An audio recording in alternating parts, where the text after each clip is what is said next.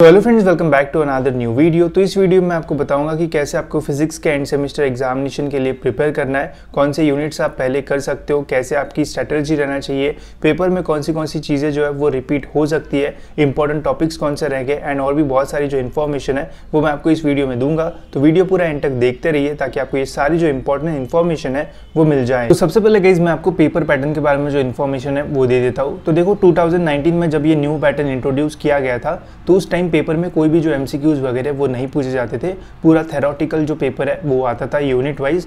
But फिर guys बीच में corona वगैरह आया तो उसमें फिर पुणे यूनिवर्सिटी ने सडनली जो है वो एमसीक्यूज इंट्रोड्यूस कर दिए एंड जिसमें 70 मार्क्स के पेपर में 10 मार्क्स के जो एमसीक्यूज है वो रहते हैं एंड बाकी सभी यूनिट का वेटेज 15 मार्क्स का रहता है। तो 60 मार्क्स की थेरी एंड 10 मार्क्स का जो एमसीक्यूज है वो पूछा जाता है। वही 2023 के पेपर में भी सेम ही जो पैटर्न है वो फॉलो किया गया, 10 मार्क्स के एमसीक्यूज पूछे गए एंड 60 मार्क्स का पूरा थेरोटिकल पेपर था। तो हो सकता है पॉसिबिलिटी है कि इस साल भी सेम ही जो पैटर्न है एमसीक्यू प्लस थ्योरी वो फॉलो किया जाए। बट मैंने काफ़ी सारे टीचर्स को भी पूछ के रखा है कि कौन सा पैटर्न रहेगा ताकि हमें 100% कंफर्मेशन मिल जाए। बिकॉज पुणे यूनिवर्सिटी में ये जो चेंज है वो सडन चेंज आया था, ऐसा कोई भी अपडेट नहीं आया था कि इस बार एमसीक्यूज वगैरह आएंगे। तो इस बार कैसे पेपर पैटर्न आएगा मैं आपको अपडेट दे दूंगा इसी सीरीज़ के वीडियोज़ में। जब मैं और पेपर्स की वीडियो बनाऊंगा तब तक मुझे कंफर्मेशन मिल जाएगा तो वहाँ पे मैं आपको जो अपडेट है वो दे दूंगा, ठीक है। तो चलिए गाइस अब मैं आपको बताता हूँ कि कौन से यूनिट से इंपॉर्टेंट है एंड यहाँ से कौन से जो क्वेश्चंस है वो पूछे जा सकते हैं, ठीक है। तो सबसे पहले गाइस आपके मन में यही क्वेश्चन होगा कि प्रिपरेशन कौन से यूनिट से स्टार्ट की जाए। तो देखो जितना मुझे लगता है गाइस कि आप जो है वो यूनिट नंबर 3 से ही जो है वो अपना प्रिपरेशन स्टार्ट कर सकते हो। अब ये जो यूनिट है वो इजी है इसलिए ऐसा नहीं बोल रहा हूँ मैं, बट इस यूनिट से डायरेक्ट कॉन्सेप्ट के ऊपर जो क्वेश्चंस है वो पूछे जाते हैं, ज़्यादा घुमा फिरा के जो क्वेश्चंस है वो नहीं आते हैं। तो अगर ये यूनिट आपका अच्छे तरीके से हो जाता है या फिर कुछ इंपॉर्टेंट टॉपिक्स में आपको बताऊँगा वो आप करके जाते हो तो उसके ऊपर 100% आपको जो क्वेश्चन है वो मिलेगा ही मिलेगा। तो आपके जो मार्क्स है वो पहले से ही सिक्योर हो जाएंगे एंड आपको पासिंग का जो ज़्यादा टेंशन है वो नहीं रहेगा। अगर आपको थोड़ा मतलब कम डिफ़िकल्ट यूनिट से स्टार्ट करना है, थोड़ी इजी यूनिट से स्टार्ट करना है पहला, तो आप जो है गाइस वो यूनिट नंबर 5 या फिर 6 से जो है वो स्टार्ट कर सकते हो। यूनिट 5 जो है वो भी मतलब थोड़ा इजी जो है वो आपको जाएगा as compare to unit 4। But मैं होता तो यूनिट 4 से ही जो है वो स्टार्ट करता बिकॉज यहाँ पे डायरेक्ट क्वेश्चन आते हैं जिसको आप इजीली सॉल्व भी जो है वो कर पाओगे, ठीक है। तो देखते हैं यूनिट नंबर 3 में कौन से इंपॉर्टेंट टॉपिक्स है। तो सबसे पहले गाइस यहाँ पे डी ब्रॉगली हाइपोथेसिस, तो इसके ऊपर बहुत बार जो क्वेश्चन है वो आया है एंड इस टॉपिक को है जो है बिल्कुल मत छोड़ना, मतलब डायरेक्ट इसके ऊपर जो है वो क्वेश्चन आता ही आता है। फिर है गाइस हाइजेनबर्ग अनसर्टेनिटी प्रिंसिपल, ये भी एक बहुत ही इंपॉर्टेंट टॉपिक है, मतलब ये टॉपिक तो बिल्कुल मत छोड़ना। De Broglie and Heisenberg uncertainty principle, direct इसके ऊपर पूरा एक डेरिवेशन टाइप का जो क्वेश्चन है वो आ सकता है। फिर है guys wave function and it's physical significance, इसे आप एक बार पढ़ सकते हो।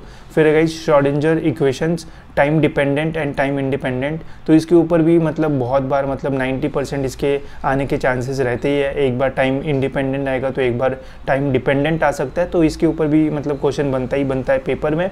या फिर अगर ये नहीं आएगा तो श्रोडिंगर के जो एप्लीकेशंस है उसके ऊपर जो क्वेश्चन है वो आ सकता है, तो ये बिल्कुल भी जो है वो छोड़ना मत।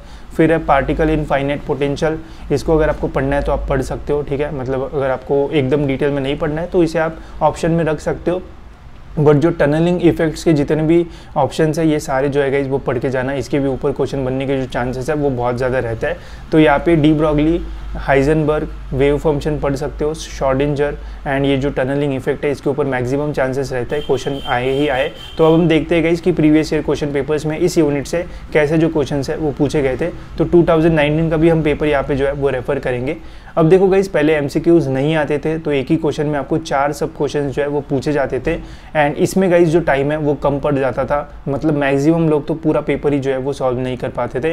एंड टाइम मैनेजमेंट बहुत इंपॉर्टेंट है फिजिक्स के पेपर में, बिकॉज अच्छा खासा लंबा लिखना पड़ता है तो टाइम जो है वो नहीं पूरता है लोगों को। तो थोड़ा सही से लिखना, पेपर कट वट मत करना, नहीं तो फिर आपके कोई क्वेश्चन जो है वो छूट सकते हैं, ठीक है। तो अब देखो गाइस सबसे पहला क्वेश्चन यहाँ पे पूछा गया था derive Schrodinger time dependent wave equation, ठीक है। मैंने बोला था इसके ऊपर क्वेश्चन आता ही आता है, एक तो टाइम इंडिपेंडेंट आएगा या टाइम डिपेंडेंट आएगा, तो ये करके जाना, ठीक है। नेक्स्ट है state the de Broglie hypothesis and explain any 3 properties of matter waves. ठीक है, तो इसके ऊपर भी क्वेश्चन बनता ही बनता है, ये तो बिल्कुल करके ही जाना। ठीक है, तो ये दोनों में मतलब आता ही आता है। फिर है गाइस एक्सप्लेन टनलिंग इफेक्ट। ठीक है, तो वही मैंने जो भी इंपॉर्टेंट बताया उसके ऊपर ही मेनली जो क्वेश्चन है वो आएंगे। Explain in brief how it is used in scaling and tunnelling. ठीक है, जब भी गाइस आप क्वेश्चन पढ़ोगे तो पूरा क्वेश्चन पढ़ना, टनलिंग इफेक्ट ही पूछा है तो बस इसका ही लिखोगे, उसके आगे क्या लिखा है वो भी देखना। ठीक है, फिर गाइज यहाँ पे एक जो न्यूमेरिकल है वो भी पूछा जाता था, बट इस बार न्यूमेरिकल आएगा नहीं आएगा थोड़ा अनसर्टन है, बिकॉज 15 मार्क्स का अगर वेटेज रहता है तो फिर 3 ही क्वेश्चन जो है वो पूछे जाएंगे, 5-5 मार्क्स के या फिर 6, 4 एंड 5 मार्क्स का, ऐसा तो 3 ही क्वेश्चन रहेंगे मैक्सिमम टाइम्स। तो ऐसा पहले जो है वो आता था। जितने भी न्यूमेरिकल्स है गाइज वो करके जाना। जो फिजिक्स के न्यूमेरिकल्स है वो बहुत ईजी होते हैं, आपको समझ में भी आएंगे एंड ईजिली आंसर जो है वो निकल के आ जाते हैं एंड सारी जो चीज़ें वो गिवन ही होती है। एक चीज़ 2 चीज़ फाइंड करना पड़ता है जो कि आप इजीली फॉर्मूला लगा के फाइंड कर सकते हो। ठीक है, वही इसके ऑप्शन में जो दूसरा क्वेश्चन था उसमें भी देखो व्हाट इज श्रोडिंगर इक्वेशन पूछा है, डिराइव श्रोडिंजर्स टाइम डिपेंडेंट। ठीक है, ऊपर टाइम इंडिपेंडेंट है, इधर डिपेंडेंट है, तो मतलब ये क्वेश्चन आता ही आता है। यहाँ पे भी टाइम डिपेंडेंट है, मतलब 2 एक जैसे ही क्वेश्चन यहाँ पे पूछे गए थे जो कि कम टाइम ऐसा होगा। ठीक है, फिर है स्टेट एंड एक्सप्लेन हाइजेनबर्ग, तो ये भी आता ही आता है। What is a wave function, explain physical significance of x², ये ठीक है, तो ये क्वेश्चन थोड़ा कम पूछा जाएगा, but Schrodinger and Heisenberg and de Broglie आता ही आता है। एंड फिर है if uncertainty in the position of a particle is equal to its de Broglie wavelength, show the uncertainty in the velocity is equal to the velocity of the particle। तो de Broglie जब आप करोगे guys तो इन सभी ऐसे type के questions के बारे में आपको थोड़ा आइडिया आ जाएगा। एंड देखो गाइज जहाँ पे थोड़े घुमा फिरा के क्वेश्चंस पूछे गए हैं तो आप previous year question paper refer कर सकते हो एंड अपने टीचर को पूछ सकते हो कि इसका आंसर जो है वो हमें कैसे लिखना है, तो आपको और अच्छा आइडिया आ जाएगा। सारे पेपर्स आपको मेरे टेलीग्राम ग्रुप एंड जो मेरी ऐप है वहाँ पे मिल जाएंगे। वही 2022 का पेपर देखे तो यहाँ पे तो MCQs थे पहले, तो फिर क्वेश्चन नंबर 2 एंड 3 में यूनिट नंबर 3 का जो है वो पूछा गया है। यहाँ पे guys derive an equation of energy of a particle enclose in 1D rigid box, तो यहाँ पे थोड़े जो क्वेश्चंस है वो घुमा फिरा के जो है वो पूछे गए हैं। यहाँ पे भी वेव फंक्शन का एक क्वेश्चन है, डी ब्रॉगली पे यहाँ पे भी एक क्वेश्चन है, न्यूमेरिकल टाइप का क्वेश्चन। अब देखो जहाँ पे ये है MCQs वहाँ पे 3 ही क्वेश्चन पूछे गए हैं, तो इससे आपका जो टाइम है वो भी बचेगा। ठीक है, तो एक अच्छा है आपके लिए एडवांटेज है। फिर यहाँ पे भी आप देख सकते हो de Broglie hypothesis, Heisenberg uncertainty principle, तो ऐसे क्वेश्चन जो है वो मैक्सिमम टाइम पूछे जाते हैं। एंड यहाँ पे भी वही फॉर्मेट देखने को मिल रहा है, 2 थ्योरी क्वेश्चन है एंड एक न्यूमेरिकल है, तो इस बार भी हो सकता है कि 3 क्वेश्चन पूछे जाए आपको हर एक सब यूनिट के क्वेश्चन में, एंड वहाँ पे 2 थ्योरेटिकल रहे एंड एक MCQ वाला न्यूमेरिकल वाला जो क्वेश्चन है वो रहे।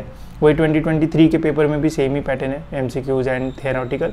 यहाँ पे भी आप देख सकते हो श्रोडिंगर टाइम डिपेंडेंट, तो इसके आने के चांसेस बहुत ज़्यादा है। हाइजेनबर्ग, डी ब्रॉगली, तो यही करके जाओ मैक्सिमम टाइम्स आपको। सपोज अगर आपने 2-3 चीज़ें भी करके गए इस यूनिट से, मतलब डी ब्रॉगली, हाइजेनबर्ग एंड फिर श्रोडिंगर एंड टनलिंग इफेक्ट, तो हो सकता है कि आपको 3 में से 2 जो है सब क्वेश्चन वो आराम से जो है वो आ ही जाएंगे एंड आराम से आप 10 या फिर 8 मार्क्स के आसपास जो है वो स्कोर कर पाओगे क्वांटम मैकेनिक्स में, अगर आप थोड़ी बहुत भी यूनिट 3 की जो पढ़ाई करते हो तो।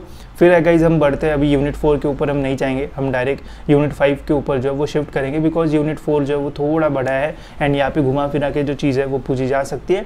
तो फिर गाइज आप यूनिट 5 के और जो है वो जा सकते हो। अब देखो सभी का जो वेटेज है वो सेम ही है, तो पहले यूनिट 4 करो या फिर 5 करो, कोई भी डिफरेंस नहीं पड़ेगा। ठीक है, तो इसके अलावा जब आप पढ़ोगे तो थोड़ा डिटेल में जाना, बुकिश लैंग्वेज थोड़ी पढ़ लेना ताकि आपको MCQ सॉल्व करने में ईजी हो। ठीक है, तो यूनिट 5 की बात करें तो यहाँ पे 2 पोर्शन में ये जो यूनिट है वो डिवाइड किया गया है। पहले गाइज मैग्नेटिज्म एंड दूसरा है सुपर कंडक्टिविटी। ठीक है, तो मैक्सिमम टाइम्स होता है गाइज कि यहाँ पे मैग्नेटिज्म की ओर से एक क्वेश्चन 100% आपको मिलेगा ही मिलेगा, सुपर कंडक्टिविटी से एक क्वेश्चन आएगा ही, एंड कभी कभी 2 क्वेश्चन मैग्नेटिज्म के आ जाते हैं एंड 2 क्वेश्चन कभी कभी सुपर कंडक्टिविटी के आ जाते हैं। ठीक है, तो दोनों में से एक क्वेश्चन रहेगा एंड फिर कभी होगा कि एक मैग्नेटिज्म से एक्स्ट्रा पूछा जाए एंड कभी हो सकता है कि एक सुपर कंडक्टिविटी से एक्स्ट्रा पूछा जाए। ठीक है, यहाँ पे चीज़ें बहुत ईजी है। सबसे पहले तो ओरिजिन ऑफ मैग्नेटिज्म है जो कि जनरली पूछा नहीं जाता है। Classification of magnetism on the basis of permeability, direct इसके ऊपर जो क्वेश्चन है वो बन सकता है, तो बिल्कुल मत छोड़ना। फिर एप्लीकेशन ऑफ मैग्नेटिक डिवाइस, इसके ऊपर भी मैक्सिमम टाइम्स जो क्वेश्चन है वो आता ही आता है। तो मैग्नेटिज्म में ये 2 चीज़ें जो है वो डिटेल में करके जाना, एंड हो सकता है कि आपको MCQs में एप्लीकेशन ऑफ मैग्नेटिज्म में ऐसा कोई MCQ जो है वो पूछा जाए, तो ये करके जाना, ये दोनों मेन है।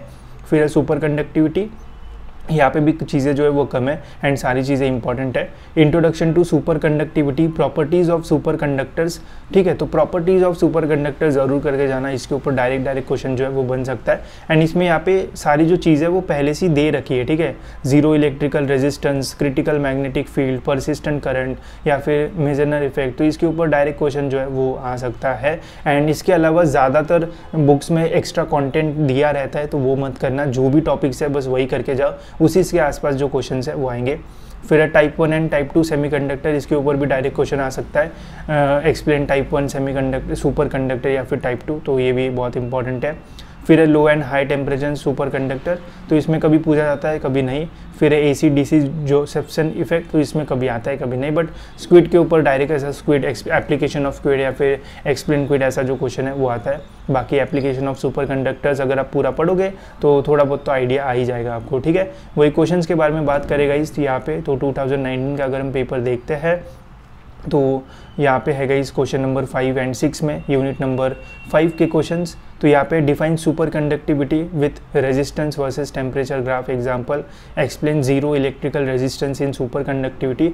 अगर देखो गाइस इसका आंसर आपको डायरेक्ट नहीं मिलता है तो मैं आपको 100% यही बोलूँगा कि अपने टीचर्स को ये पेपर्स दिखाओ एंड बोलो कि ये क्वेश्चन नहीं समझ में आ रहा है, बताओ हमें कि कैसा इसका जो आंसर है वो हमें लिखना चाहिए, तो ज़्यादा हेल्प होगी आपको। फिर explain DC and AC Josephson effect with diagram, distinguish between diamagnetism, paramagnetism and ferromagnetism, तो ये तो बहुत ईजी है, ये आप कर सकते हो। फिर है define unit magnetic field and magnetism, फिर है यहाँ पे यूनिट से question number 6 explain how information is recorded, मतलब एप्लीकेशंस के टाइप ऑफ ये जो क्वेश्चन है वो पूछा गया है।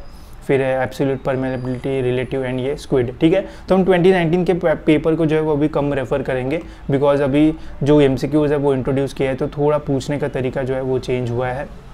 अगर हम यही गाइज 22 के पेपर में देखते हैं तो यहाँ पे रहेंगे हमारे क्वेश्चन नंबर 6 एंड 7 रहेगा यहाँ पे हमारा, ठीक है।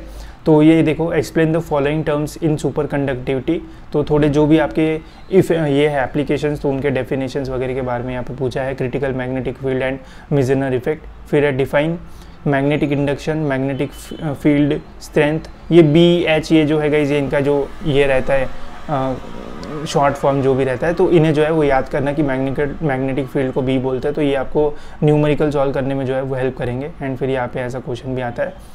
फिर है यहाँ पे question number 7 difference between diamagnetism, paramagnetism and ferromagnetism, तो ये क्वेश्चन जनरली रिपीट हो रहा है, ऐसा हमें देखने को मिल रहा है, तो इसको करके जाना। What is super conductivity, distinguish between type 1 and type 2, मैंने बताया था इसके ऊपर आता है। एंड देखो यहाँ पे भी सेम ही पैटर्न है, 2 theoretical question and 1 numerical question, तो ये न्यूमेरिकल क्वेश्चन बहुत ईजी होता है, बस अगर आपको क्वेश्चन पढ़ना समझ में आ गया, क्वेश्चन में क्या दिया है वो समझ में आ गया, तो आप इजीली जो भी चीज़ दी नहीं है उसे आप इजीली जो है वो निकाल सकते हो।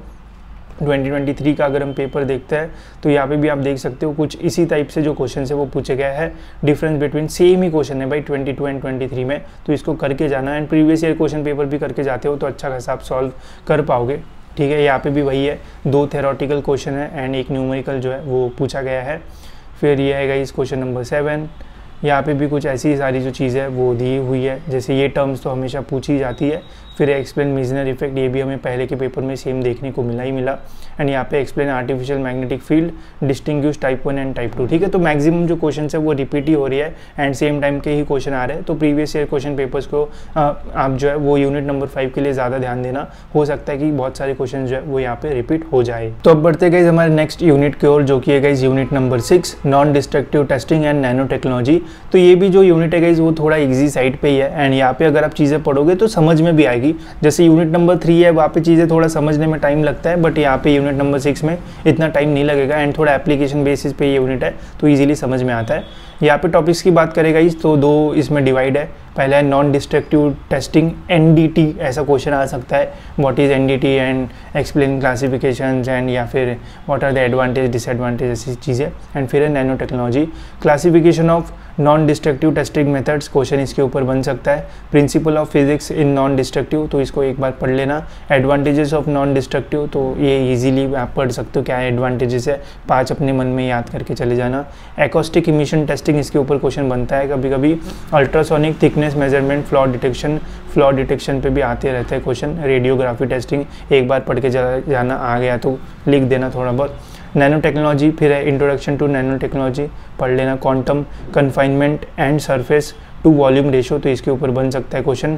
Properties of nano particles, optical, electrical and mechanical, तो ये पढ़ के जाना। एंड जितने भी एप्लीकेशन है इसे रट के चले जाना, बिकॉज कोई भी क्वेश्चन अगर आता है यहाँ से तो वहाँ पे एप्लीकेशंस अगर आप लिखते हो तो आपका जो आंसर का साइज़ है वो भी बड़ा हो जाएगा एंड ज़्यादा मार्क्स भी आपको मिलेंगे। तो जितने भी मतलब यूनिट्स है वहाँ पे कहीं पे भी एप्लीकेशन दिखता है तो सबको याद करके जाना, बिकॉज कोई भी क्वेश्चन में आप एप्लीकेशन जो है वो इजीली डाल सकते हो, ठीक है। तो अब देखते हैं क्वेश्चन पेपर्स 2022 का ही मैं डायरेक्ट अभी यहाँ पे जो है वो रेफ़र कर रहा हूँ।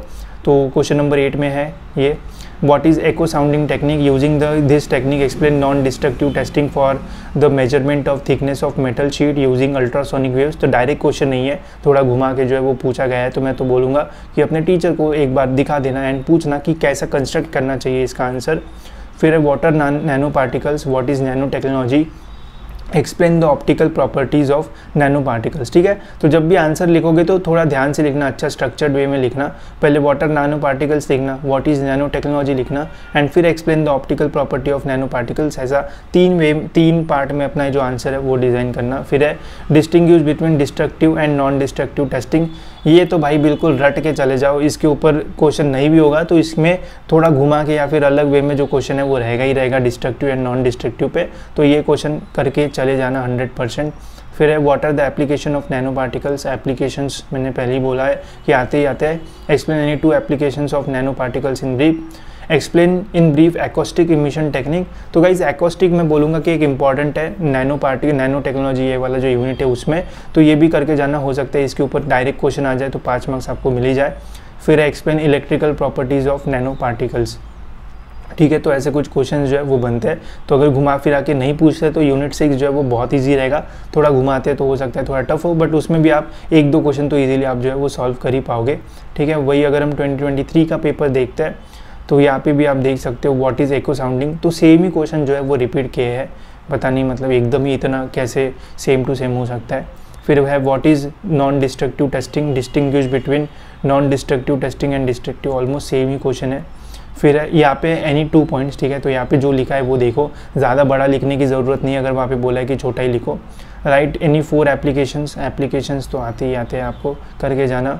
फिर explain optical and mechanical properties of nano particles, what are nano particles, what is the effect of quantum confinement on the, ये कन्फाइनमेंट वाला कभी कभी क्वेश्चन पूछा जा सकता है। अगर आपको नहीं समझ में आता है तो अपने दोस्तों को जिनको समझ में आया है एक बार कंसेप्ट समझ लेना, तो आप इजीली सॉल्व कर पाओगे। एंड यहाँ पे वही एक न्यूमेरिकल है, 2 थ्योरी क्वेश्चन एंड एक न्यूमेरिकल, तो जनरली 2 थ्योरी एंड एक न्यूमेरिकल का पैटर्न फॉलो किया जा सकता है। जहाँ पे भी न्यूमेरिकल बनेंगे वहाँ पे पॉसिबिलिटी है कि न्यूमेरिकल जो है वो आपको पूछा जाए, न्यूमेरिकल में स्कोर करना बहुत ईजी होता है, ठीक है।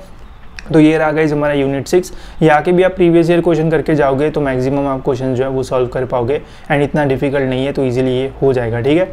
तो अभी देखो 3 यूनिट्स के बारे में मैंने बता दिया, मैं तो गाइस आपको यही बोलूँगा, देखो इतना टेंशन लेने की ज़रूरत नहीं है। देखो अगर आप 4 यूनिट में से 2 भी यूनिट अच्छे तरीके से करके जाते हो तब भी आप इजीली जो है वो पास हो जाओगे, बिकॉज 2 यूनिट का वेटेज 30 मार्क होगा। अगर उनमें से आप 20 भी मार्क्स ले लेते हो एंड MCQ में अच्छे से कर लेते हो 9-10 मार्क्स, तो आराम से आप पास हो जाओगे। एंड MCQ में आगे पीछे जितने और पूछना है उधर पूछो, बस आंसर्स आ जाने चाहिए MCQ के, ठीक है, अगर आते हैं MCQs तो ये था हमारा यूनिट 3 से लेकर 6 तक। अब हम बढ़ेंगे गाइज यूनिट नंबर 4 की ओर। अब देखना ये कि आपको पहले करना है कि बाद में करना है।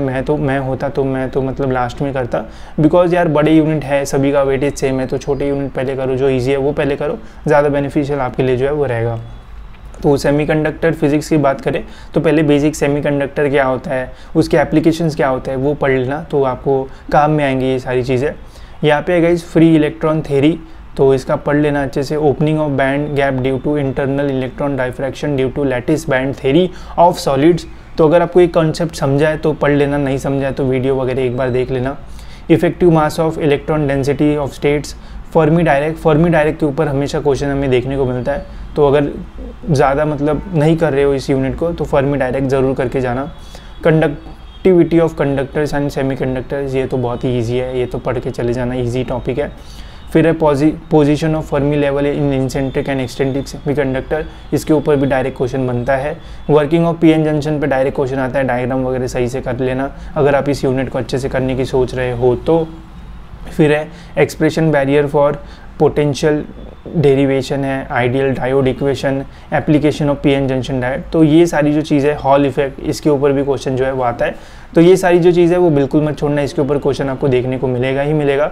एंड फिर फर्मी डायरेक्ट एंड ये वर्किंग ऑफ पीएन जंक्शन, ये बहुत इंपॉर्टेंट है। बाकी अगर आपको छोड़ना है तो आप छोड़ सकते हो ऑन योर रिस्क, बट इनके ऊपर जो मैंने आपको बताया उसके ऊपर क्वेश्चन देखने को मिलेगा ही मिलेगा।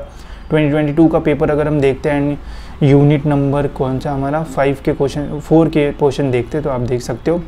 पहले है derive an expression for conductivity of इंसेंट्रिक एंड एक्सटेंसिक। फिर है what is a Fermi level in a semiconductor with the neat level diagram draw. तो यहाँ पे देखो मैंने पहले बोला था कि यूनिट 3, 5, 6 पे डायरेक्ट क्वेश्चन आ रहे हैं, यहाँ पे थोड़ा घुमा फिरा के जो क्वेश्चन है वो पूछ रहा है, तो थोड़ा कन्फ्यूजन यहाँ पे हो सकता है, इसलिए बोल रहा हूँ कि इसे आप लास्ट में कर सकते हो।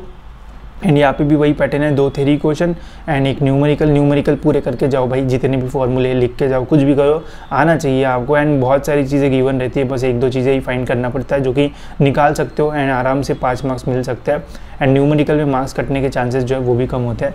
वही यहाँ पे गई स्टेट हॉल इफेक्ट पे आते हैं question, derive equation, define Fermi level in conductors and semiconductor, तो ये भी बार बार पूछा जाता है। Calculate the number of acceptors, तो ये भी वही न्यूमेरिकल टाइप का जो क्वेश्चन है वो पूछा गया है, ठीक है। वही 2023 में अगर हम देखते हैं तो यहाँ पे भी हमें कुछ ऐसी जो चीज़ है वो एक्सपेक्टेड है कि देखने को मिलेगी। तो ये है guys, with the help of bond theory of the solid explain the classification of solid into conductor semiconductor. तो घुमा के क्वेश्चन पूछा है। व्हाट आर सोलर सेल्स, फिर the hall coefficient of a specimen. तो हो सकता है गाइस कि यूनिट 4 में हॉल इफेक्ट का जो न्यूमेरिकल है वो पूछा जाए, तो हॉल इफेक्ट के जितने भी वैरायटी के न्यूमेरिकल्स है वो करके चले जाना, ठीक है। फिर यहाँ पे एक्सप्लेन हॉल इफेक्ट, तो एक तो न्यूमेरिकल आएगा या फिर आपको थ्योरी वाला मिलेगा ही मिलेगा। तो hall effect is very important in unit number 4। फिर डिफाइन फर्मी लेवल इन सेमीकंडक्टर, तो थोड़ा सिमिलर से जो क्वेश्चन है वो देखने को मिल रहा है। एंड ये है calculate the number of donor atom which must be added to an इंसेंट्रिक semiconductor to obtain the resistivity of 10-6 ohm centimetre. तो देखो ये न्यूमेरिकल्स है, तो न्यूमेरिकल की प्रैक्टिस करना है तो जितने भी पहले के पेपर है वो सारे न्यूमेरिकल सॉल्व करके जाओ, आपकी हो जाएगी प्रैक्टिस।